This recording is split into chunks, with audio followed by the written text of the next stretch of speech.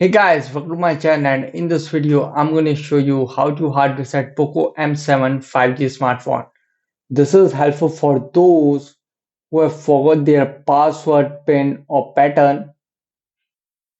As you can see, incorrect pin. Okay, to do hard reset, first press the volume up and power button together.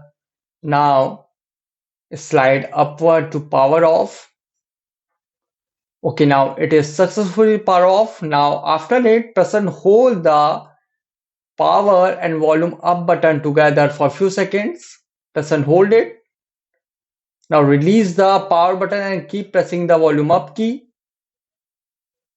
And you can see it will send you in main menu Xiaomi Hyper OS recovery. So you can see reboot, wipe data, connect with MI assistant and safe mode is available. So here volume keys to move up and down and power button to confirm. So here go to wipe data and confirm.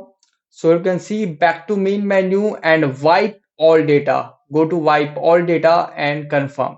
So you can see confirm wipe of all data. This cannot be undone. Go to confirm and confirm it.